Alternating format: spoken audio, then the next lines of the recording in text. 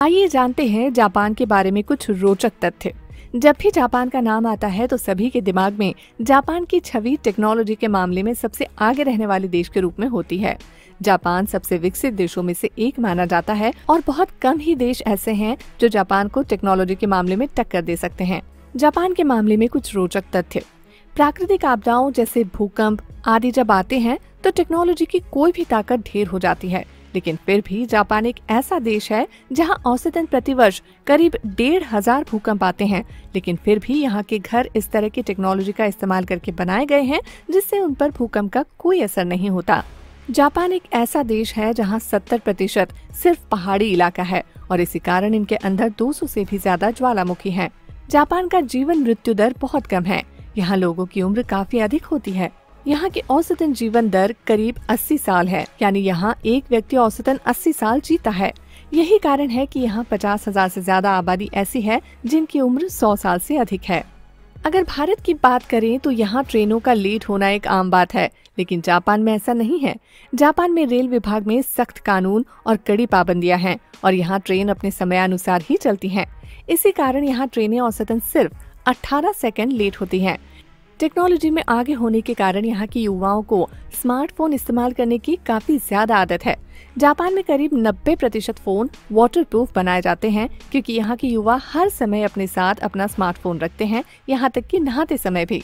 यूं तो जॉब के समय किसी भी कर्मचारी को सोने की इजाजत नहीं होती, लेकिन जापान में ऐसा नहीं है। जापान में अगर कोई कर्मचारी जॉब के समय सो जाता है तो ये माना जाता है कि उस पर काम का दबाव बहुत ज्यादा है और इसे तनाव दूर करने का जरिया समझा जाता है। कुछ लोग साफ सफाई करना अपनी तौहीन मानते हैं और इसके लिए सफाई कर्मचारी रखते हैं, लेकिन जापान में ऐसी धारणा नहीं है। जापान में किसी भी स्कूल में कोई सफाई कर्मचारी नहीं रखा जाता, बल्कि स्कूल के क्लासरूम और पूरे स्कूल की सफाई वहाँ के स्टूडेंट और अध्यापक ही मिलकर करते हैं। बाकी देशों में आप बंदूक का लाइसेंस लेकर अपने पास बंदूक रख सकते हैं, लेकिन जापान में बंदूक का लाइसेंस आसानी से नहीं दिया जाता। जापान में कुछ चुनिंदा लोगों के पास ही बंदूक के लाइसेंस हैं। यही कारण है कि यहाँ साल में औसतन सिर्फ 2 लोगों की बंदूक लगने से मृत्यु होती है।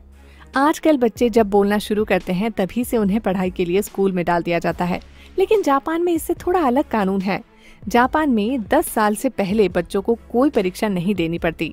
टोक्यो शहर जापान की राजधानी है और ये शहर दुनिया का सबसे बड़ी आबादी वाला शहर है। इस शहर की आबादी है करीब 2.5 से 3 करोड़। भारत के अलावा कई देश ऐसे हैं जहाँ काली बिल्ली को काफी अशुभ समझा जाता है, लेकिन जापान में ऐसी धारणा नहीं है, बल्कि जापान में तो काली बिल्ली को एक शुभ जानवर के तौर पर समझा जाता है। सभी देशों में किसी भी धर्म के व्यक्ति को नागरिकता मिल जाती है, लेकिन जापान में ऐसा नहीं है। दरअसल जापान में मुसलमानों को नागरिकता नहीं दी जाती।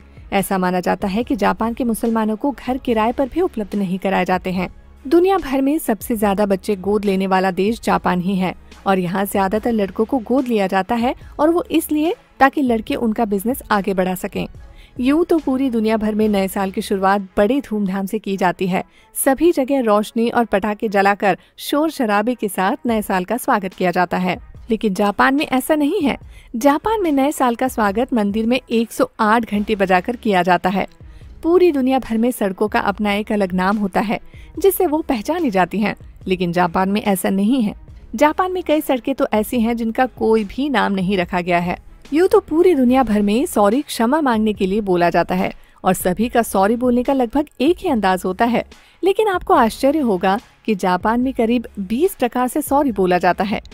परमाणु बम का इस्तेमाल आज तक किसी भी देश पर नहीं किया गया। सिर्फ जापान ही ऐसा देश है जिसके ऊपर परमाणु हमला हो चुका है, और ये हमला अमेरिका ने 1945 में हिरोशिमा और नागासाकी पर किया था। तो दोस्तों, आपको हमारी ये स्टोरी कैसी लगी हमें कमेंट करके जरूर बताएं।